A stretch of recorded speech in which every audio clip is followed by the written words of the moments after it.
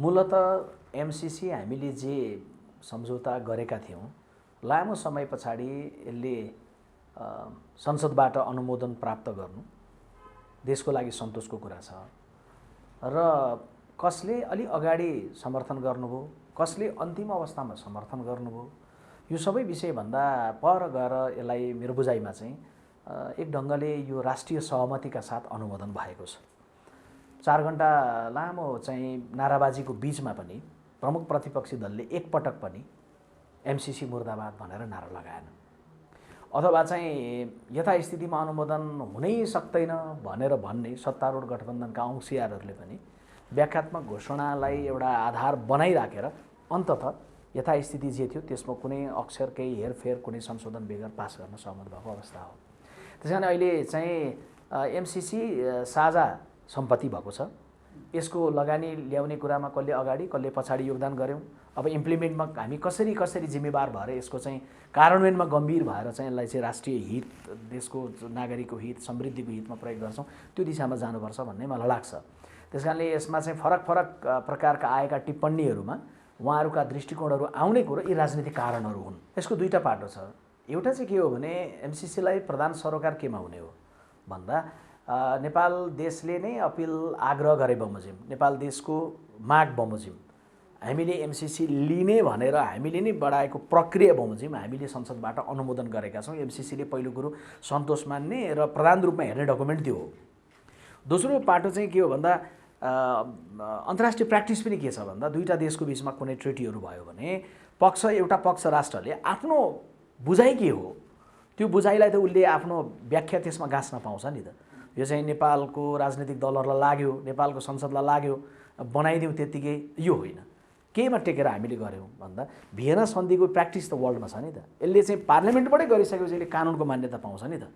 त्यसकारणले नेपाल देशले चाहिँ जे गरेको छ यो विषय नेपाल देशको हाम्रो यो बुझाइ हो भनेर भन्ने कुरामा एमसीसीले यसमा पक्कै पनि विमति राख्दैन। त्यसमा पनि हामीले फेरि भियना सन्धिको कुरालाई टेकिराखेर पार्लियामेन्टमा जाँदै गर्दाखेरि फेरि अर्को डकुमेन्ट केलाई टेकेका छौं भन्दा नेपाल सरकारको अर्थ मन्त्रालयले हामी यो कुरामा तिमीसँग स्पष्ट हुन चाहन्छौं भनेर स्पष्ट हुन चाहेको पत्र पठाएका थियौ नि त जसलाई एमसीसीले लिखित रूपमा केही महिना अगाडि पठाएको थियो भनेपछि तिनै कुराहरू त्यसमा संलग्न गरिएको छ जो कुरो उसले स्पष्ट गरेको छ चाहे बौद्धिक सम्पत्तिको सवालमा होस् चाहे लेखा परीक्षणको सवालमा होस् चाहे अन्य विषयहरूमा होस्।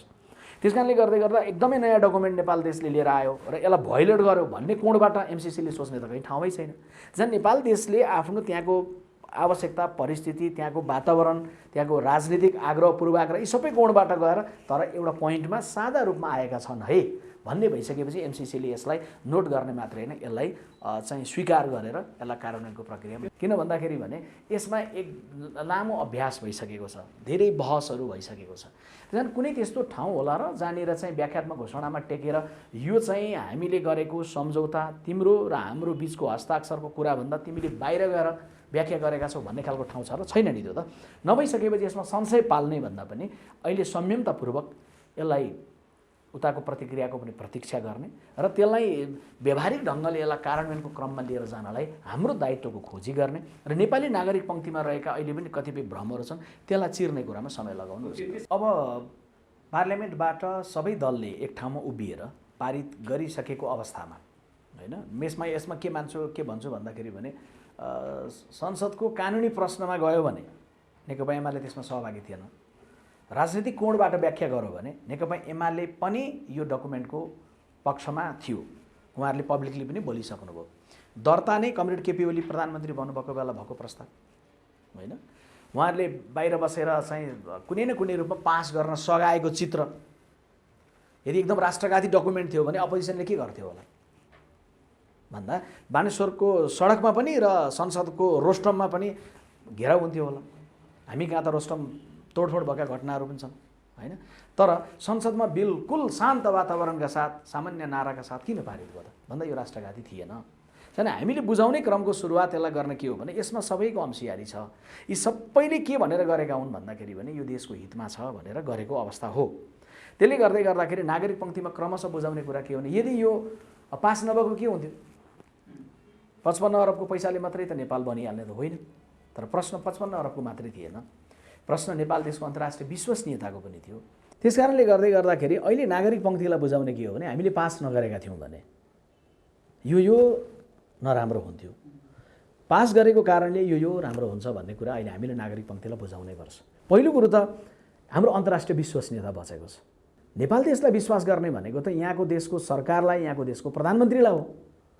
बितेको 10 वर्षका सबै प्रधानमन्त्री या मन्त्री परिषदको अध्यक्ष रहनुभएको खिलराज रेग्मीजी समेत सामेल भएर त्यो मन्त्री परिषदमा चाहिँ अमुक नेताहरू अहिले जो विरोध गरिरहनु भएको छ, नारायण काजीजीदेखि भीमरावलजीसम्म सामेल भएर हामी हस्ताक्षर गर्छौँ। निश्चित प्रक्रिया, कसैले थ्रेसहोल्डको प्रक्रियामा, कसैले डकुमेन्टेसनको प्रक्रियामा, कसैले बजेट छुट्याउने क्रममा, कसैले हस्ताक्षर गर्ने क्रममा, कसैले त्योभन्दा ड्राफ्ट गर्ने क्रममा सबै सामेल हुन्छौँ। तर सामेल भइसकेपछि कहीँ नागरिक पङ्क्तिबाट प्रश्न उठ्यो भने नागरिकलाई बुझाउने तागत नराखेर हामी चाहिँ यसबाट ब्याक हुन्छौँ भने अन्तर्राष्ट्रिय विश्वसनीयता सकिन्थ्यो। अहिले यो पास भएपछि अन्तर्राष्ट्रिय विश्वसनीयता बच्यो। एक पास नभएको के हुन्थ्यो भन्दा ठ्याक्कै यसको उल्टो के हो भने नेपाल देशलाई कसैले किन भरोसा गर्ने? भोलि कसैले पनि ऋण या अनुदान दिन लाग्यो भने कसलाई सल्लाह गरेर गर्ने त? नेपालको कसलाई त? प्रधानमन्त्रीसँग सल्लाह गरेर तिमीहरू फर्किन्छौ, अर्थमन्त्रीसँग सल्लाह गरेको, परराष्ट्र मन्त्री, कसलाई भरोसा गर्ने भन्ने खालको अवस्था हुन्थ्यो र त्यसले ठुलो क्षति गर्थ्यो। एउटा दोस्रो के हुन्थ्यो भने यदि हामीले अहिले एमसिसीलाई स्वीकार्ने कुरामा नगएको भए हाम्रो असंलग्न परराष्ट्र नीतिको जुन विषय हो त्यसमाथि गम्भीर प्रश्न आउँथ्यो। किनभने हामी अहिले युक्रेनकै घटनालाई लिइराखेर कतिपयले के भन्नुहुन्छ भन्दाखेरि भने होइन एमसिसी पास भयो, युक्रेनको जस्तो अवस्था हुनसक्छ। युक्रेनको र हाम्रो परिस्थिति ठ्याक्कै फरक यहाँ रहेको कुरालाई हामीले बुझाउनुपर्छ। युक्रेन कुनै बेला रसियाकै हिस्सा थियो, स्वाधीन भयो, फेरि स्वाधीनता गयो, फेरि स्वाधीन भयो र उसले अहिले आफ्नो 2000 किलोमिटर बराबरको सिमाना जोडिएको रसियासँगको हार्दिकता र सम्बन्धको कुरालाई प्राथमिकतामा नराख्नु र अनि अमेरिकासँग हात मिलाउनु उसको भुलको रूपमा बुझियो। उसले एकदम गल्ती गरौँ म भन्दिनँ, तर के व्याख्या भएको छ त भन्दा त्यसलाई बुझ्यो नि त। तर हामीले के त्यही गरेका हौँ त? आफ्नो छिमेकीसँग चाहिँ हार्दिक सम्बन्ध, छिमेकीसँग चाहिँ लेनादेना, छिमेकीसँग चाहिँ कुनै लगानी आदि इत्यादिको कुरा सबै चाहिँ टुटाउनतर्फ हामी लागेको हो त? त्यो त होइन नि त।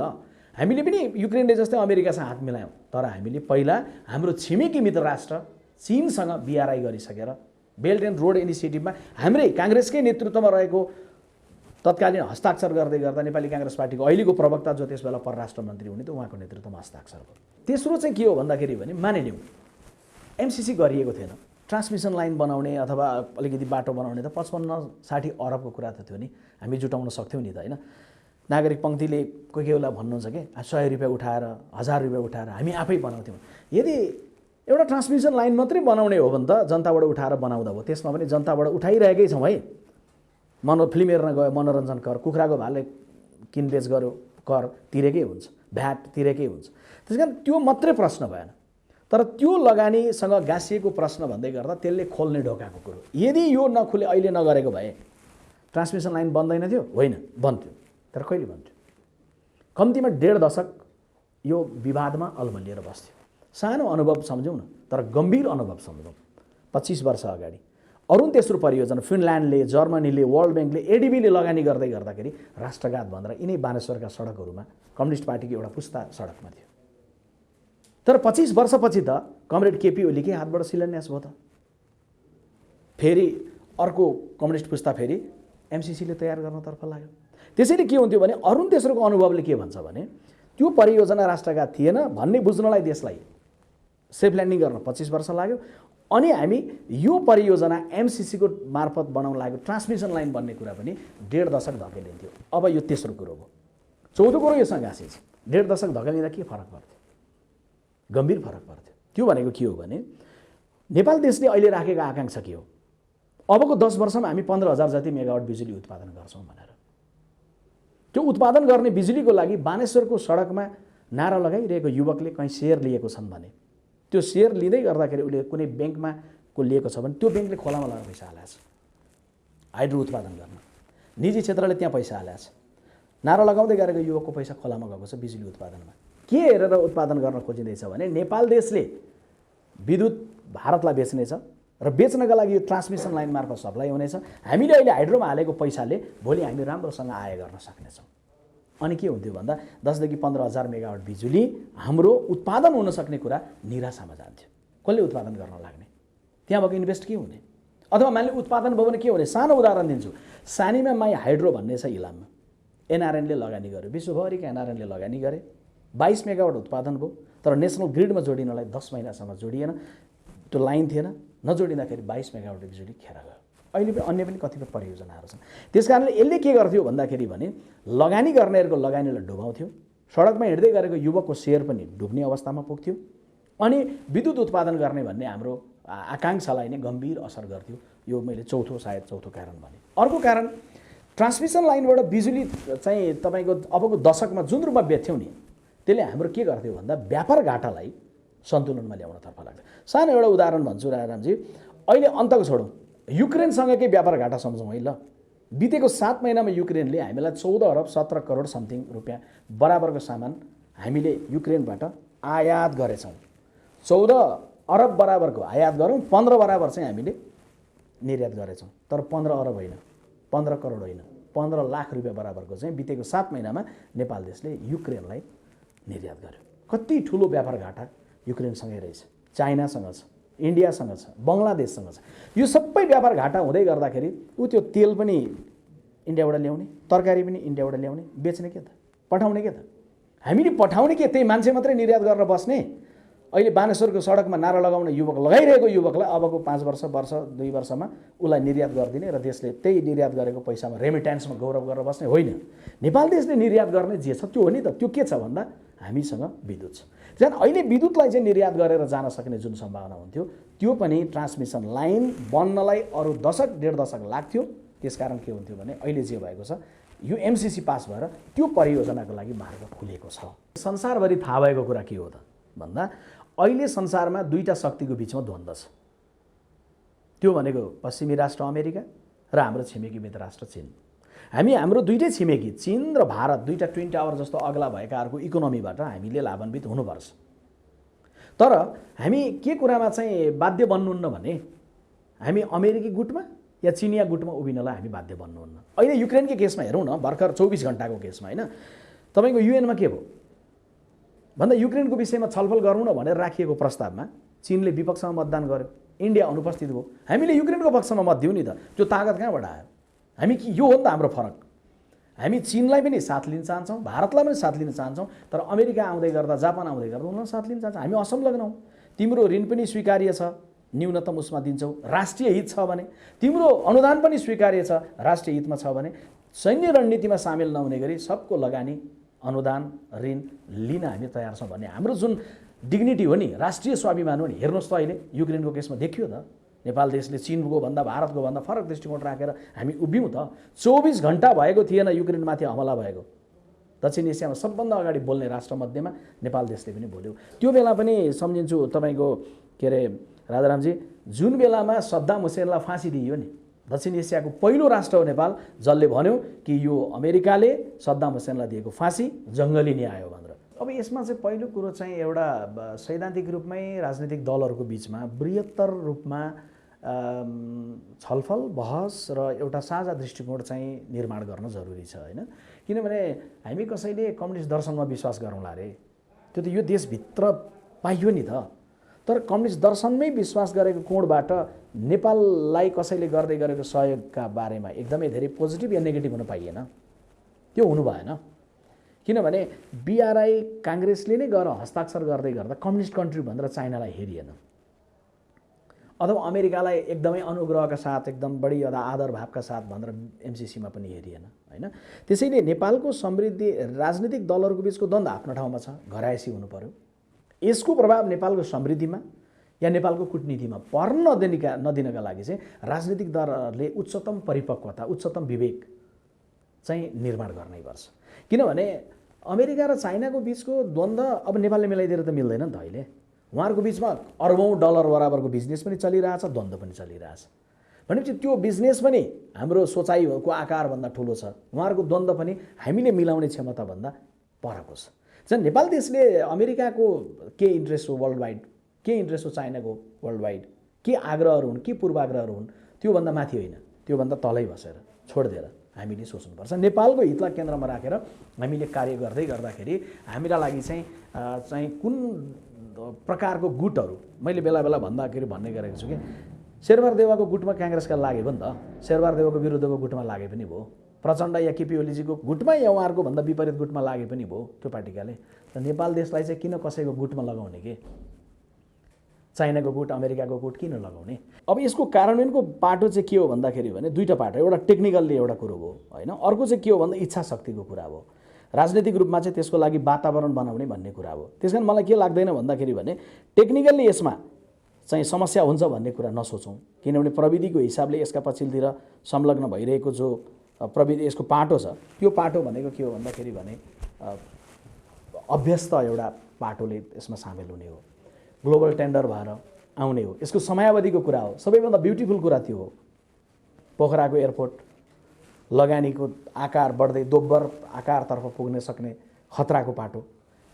किनभने ऋण दिनेले के गरेको हुन्छ, यो देश र ऊ देश नभनौँ, हामीले सब धेरै देशबाट ऋण लिएका छौँ, तर त्यसमा के हुन्छ भन्दा कार्यान्वयनको कुराको समय सीमा बाध्यकारी नरहेको अवस्था छ।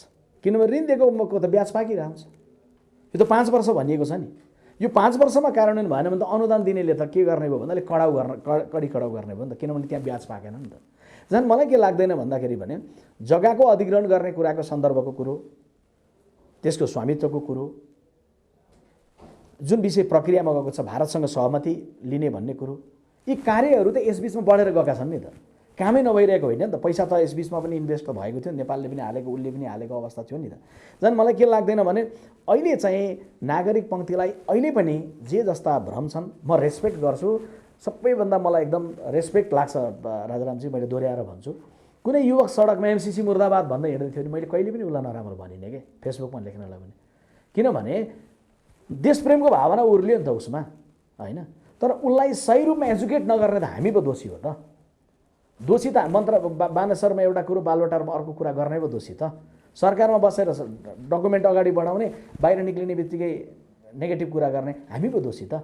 त्यस कारणले गर्दा त्यो दोषको जुन मेजर पार्टहरू हुन् उनीहरू अब एक ठाउँमा कुनै न कुनै रूपमा आएको अवस्था छ। त्यसैले यसले इम्प्लिमेन्ट गर्ने प्रक्रियाको सन्दर्भमा चाहिँ एमसिए नेपालको जुन बोर्ड छ अथवा चाहिँ दुईटा पक्षले चाहिँ छुट्याउनु पर्ने बजेटको जे आकार छ, यो कुरोमा राष्ट्रले कमिटमेन्ट गरिसकेपछि यसले अगाडि बढ्ने कुरामा समस्या गर्दैन। नागरिक पङ्क्तिलाई एजुकेट गरेर जाने कुरा चाहिँ सबैको अहिले पनि दायित्व हो।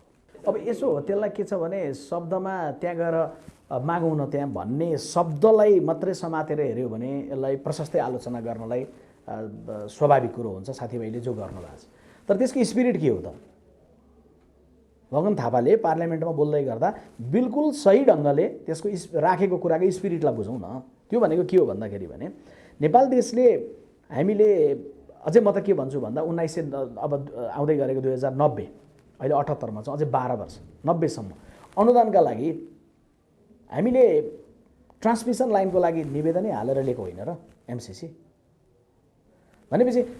तर केमा ल्याउँ त भन्दाखेरि भने हामीले सामान्य शिवाजल गोली खरिद गर्नलाई त लिएनौँ नि त। हामीसँग त सिटामलकोसम्म अभाव भएको देश हो नि त यो।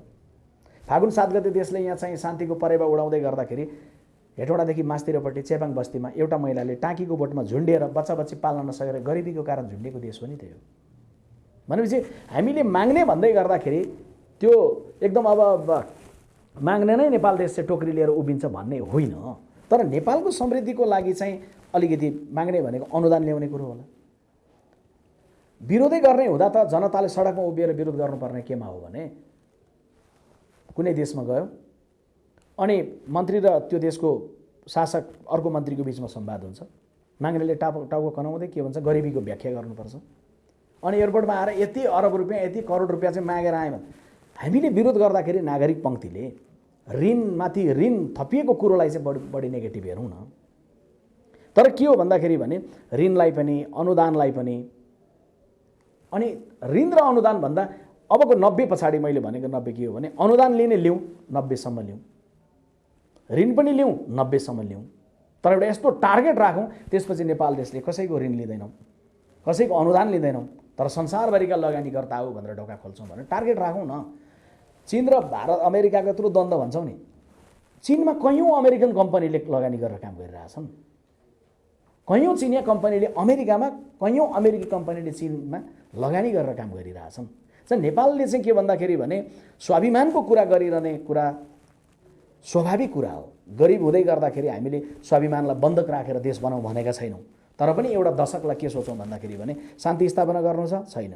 संविधान लेख्नु छ, छैन। संहितामा गइसक्यो, गणतन्त्रमा गइसक्यो। प्रधान बाटो के हो भन्दा समृद्धिको बाटो हो भने ल्याउँ न त, लगानी ल्याउँ, उसलाई आग्रह गरौँ भन्ने कुरोलाई एकदमै त्यसलाई नेगेटिभ रूपमा चाहिँ व्याख्या गर्ने कुरा चाहिँ गलत हो। त्यसको स्पिरिटको रूपमा चाहिँ समृद्धिको लागि चाहिँ सबैको साथ गाँसौँ भन्न खोजिएको भन्ने कोणबाट चाहिँ हेर्नुपर्छ। सही कुरो भन्नुभयो। रोक्ने योजनालाई म गाँच्दै गर्दाखेरि पहिला के भन्छ भने बाहिर गएको कुराको पृष्ठभूमि भन्छु है त। बाहिर कतिखेर सबभन्दा बढी नेपालीहरू गए? नेपालमा एकदमै हिंसा भएको बेला। बाहिर जाने वैदेशिक रोजगारको ढोकालाई अलि ठुलोसँग कसले खोल्यो? काङ्ग्रेसले नै खोल्यो। काङ्ग्रेस पार्टी के आलोचना स्वीकार्न तयार छ भने Saudi, Qatar, Malaysia, Dubai, Europe, America, कोरियामा नेपालका कैयौँ युवाको वयसको पसिना त्यहाँ बगिरहेको छ भन्दै गर्दा त्यसले बेहोर्ने आलोचना हामी गर्न तयार छौँ। तर एक थरी कम्युनिस्ट पार्टीले युवाको हातमा बन्दुक थमाउँदै गर्दा काङ्ग्रेस पार्टीले अर्को कुनै युवकको हातमा बन्दुकभन्दा पासपोर्ट थमाउनु उचित हुन्छ भनेर सोच्यो भने कौन छ गल्ती गर्यो? त्यस कारणले गर्दै गर्दा त्यो एउटा जुन बाध्यताको चरण थियो त्यसमा हामी गौरव गर्दैनौँ। त्यो बाध्यताको चरण थियो, त्यसको हामी जिम्मेवारी लिन्छौँ। त्यो साउदी, कतार, मलेसिया, दुबईमा काम गरिरहेको युवकले होइन नाकाबन्दीको बेलामा देशलाई जोगाएको। तिनै युवकले होइन भूकम्पको बेलामा चाहिँ के भन्दाखेरि भने देश ढल्दै गर्दाखेरि रेमिटेन्सको पैसा पठाएर जोगाएको। तिनै युवकले होइन हिंसाको बेलामा देश जर्जर हुँदै गर्दाखेरि रेमिटेन्स पैसा पठाएर जोगाएको। म तिनलाई सेल्युट गर्छु जसले देशलाई जोगाए, तर त्यसमा गौरव गर्ने होइन। त्यो एउटा कालखण्ड थियो, एउटा बाध्यता थियो, त्यो एउटा चरण भयो। अहिले हामीले एमसिसी जस्तो परियोजनामा लगानी गर्ने भनेर भनेको के त? त्यो परियोजनाबाट नेपाल देशले आफ्नो बेच्न सक्ने चिज भनेको बिजुली हो। बेचेर आउँदै गरेको ढिकुटीमा आउँदै गरेको पैसाले के होला भन्दा जागिर गरिरहेको एउटा जागिरेले महिनाको दिनुहुन्छ तलब तपाईँ 30,000 रुपियाँ, खर्च हुन्छ 31,500 रुपियाँ। कुनै नेताको भाषणले त 1,500 रुपियाँ अन्यत्र स्रोतबाट ल्याउनलाई रोक्न सक्दैन। तर तपाईँ यो परियोजना सफल भइसकेपछि राष्ट्रको ढुकुटीमा पैसा बढ्यो भने त्यो 31,500 खर्च हुनेलाई 30,000 को तलब होइन, तपाईँ 40,000 को तलब दिनुहुन्छ, 50,000 को तलब दिनुहुन्छ। अनि तपाईँले गरेको भाषणमा अब करप्सन अब न्यून गर्ने रोक्ने भन्यो भने रोकिएला। अनि त्यही ट्रान्समिसन लाइनबाट सप्लाई गरेको बिजुली बेचेर आएको पैसाले नेपालमा उद्योगहरू खोल्ने कुरामा चाहिँ नयाँ सम्भावनाहरूको विकास होला। कसैले पनि उद्योग खोल्नु पर्यो भने के खोज्छ? बाहिरबाट आएर लगानी गर्नेले उद्योग खोल्नु पर्यो भने खोज्ने कुरा के त भन्दा श्रमको अवस्था के छ, ऊर्जाको अवस्था के छ। अनि हामीले त के भन्ने भयो भने हामीसँग प्रशस्त बिजुली चाहिँ बेचिरहेछौँ भाइ, आऊ न त उद्योग खोल। डेङ्गोटे नाम गरेको कम्पनी अफ्रिकाबाट आएर फर्केर गयो नि, सिमेन्टको कम्पनी।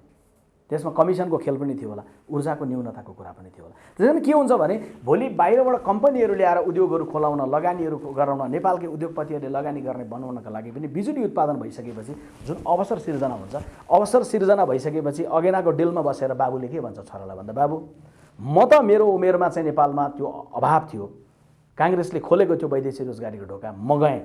अब कम्तीमा बिजुली बेचेर आएको पैसाले नेपालकै शीतल पहाडमा जुन उद्योग खोल्दैछन् तैँले चाहिँ त्यहाँ काम गरेछ है भनेर छोरालाई यहीँ बस भन्छ नि त। अन्यथा के हुन्छ भन्दाखेरि बाबु अब म गएर आएँ, अब मेरो जिउ गल्न थालेँ, म सक्दिनँ, पासपोर्ट बनाउन जाएँ पर्सि सिडिओ कार्यालय। त्यही अवस्था बनाइराख्ने नेपालले, मान्छे मात्रै निर्यात गरिराख्ने। त्यस कारण मान्छे मात्रै निर्यात गरिराख्ने हो भने समृद्धिको सवालमा जहिले पनि द्वन्द्व हुनुपर्छ, झगडा हुनुपर्छ। राष्ट्रियता, त्यो उग्र राष्ट्रियताका कुरा कहिले काङ्ग्रेसले असर गर्ने, कहिले कम्युनिस्टले असर गर्ने, अनि देशको समृद्धिलाई असर गर्ने, युवा सप्लाई गरिराख्ने होइन भने युवालाई निर्यात गर्ने होइन, युवाको वंशलाई आफ्नै देशमै पसिना बगाउन लाउने हो भने हामीले के हुन्छ भने यस्ता लगानी, यस्ता अनुदानका कुराहरूलाई चाहिँ स्वागत गर्नुपर्छ। एउटै मात्रै शर्त हो, त्यो राष्ट्रिय स्वार्थ अनुरूप हुनुपर्छ। कुनै पनि सैन्य रणनीति संसारको सामेल नहुने गरी यसलाई बढाउनुपर्छ। यो नेपालको समृद्धिको यात्रामा अहिलेसम्म हामीले जसरी हिँडेर आएका थियौँ त्यसमा एउटा कोसेढुङ्गा हुन्छ। किनभने मैले चाहिँ नेपाल भ्युजको यो अन्तर्वार्ता मार्फत मैले बोलिसकेका कुरा हेरिसकेपछि युट्युबको तलतिर कसैले एकजना बहादुरले लेखिदिनुहोस् न, हिजो म अरुण तेस्रो मुर्दाबाद राष्ट्रघात हो भनेर हिँडेको थिएँ, आज पनि भन्छु भनेर कसैले लेखिदिउँ त तल? कुनै बडे विद्वानले लेख्नुहोस् त, हिजो कम्युनिस्ट पार्टीका कार्यकर्ता उत्पादन गरेर लेख्नेले लेख्नुहोस् त, कहाँ जानुभयो उहाँहरू अहिले? त्यसैले नेपाली काङ्ग्रेस पार्टी हिजो अरुण तेस्रो ठिक भन्दै थियो, फास्ट ट्र्याक ठिक भन्दै थियो, अहिले तपाईँको के भन्दाखेरि भने एमसिसी ठिक भन्दैछ। किनभने यी सबै कुराले नेपालको समृद्धिको सन्दर्भमा योगदान गर्छन्। तर हिजो एक थरीले बेठिक भन्दै थिए, किनभने त्यो बेलाको त्यही बेलाको +2 पढ्ने युवकलाई कम्युनिस्ट बनाउनु थियो। अर्को अर्को पुस्तामा कम्युनिस्ट बनाउनु थियो। झन् कम्युनिस्ट बनाउने भनेको चाहिँ कम्युनिस्टको विचारको केन्द्रमा राखेर यहीँभित्रै केही देशको मुद्दामा केन्द्रित गरेर गर्नु नि। यो साम्राज्यवाद मुर्दाबाद भनिदियो, के भनिदियो, युक्रेन बन्दिन्छ भनिदियो, अमेरिकी सेना आउँछ भनिदियो। अमेरिकी सेना निवेदन लेखेर कागजमा लेखेर सोधेर आउँछ। म दोहोऱ्याएर प्रश्न यहीँनिर गर्न चाहन्छु, तपाईँमध्ये कसैले नेपाल भ्युजमा मेरो आवाज सुनिरहनु भएको छ भने तपाईँको गाउँमा चोरी हुँदै गर्दा चोरले पहिल्यै कागजमा सही गराएर चोर्ने अनुमति लिएर चोरेको थियो? डकैती गर्दाखेरि अनुमति लिएर डकैती गरिन्छ? त्यस कारणले गर्दाखेरि यो सबै भ्रम, अमेरिकी सेना आउँछदेखि गरिएका भ्रमहरू चिरेर यो समृद्धिको एउटा चाहिँ माइलस्टोन हुनेछ भनेर अब राष्ट्रिय एकतै कुनै न कुनै रूपमा भएको छ। नागरिक पङ्क्तिलाई बडा विनम्रतापूर्वक तपाईँले उठाएका प्रश्नहरूलाई हामी ग्रहण गर्छौँ। राष्ट्रियताको सवालमा तपाईँले बोलेको कुरालाई हामी सलाम गर्छौँ, तर यो राष्ट्रघात छैन है भनेर बुझाउने कर्तव्य अब सबै राजनीतिक नेतृत्वको जिम्मेवारी बन्छ।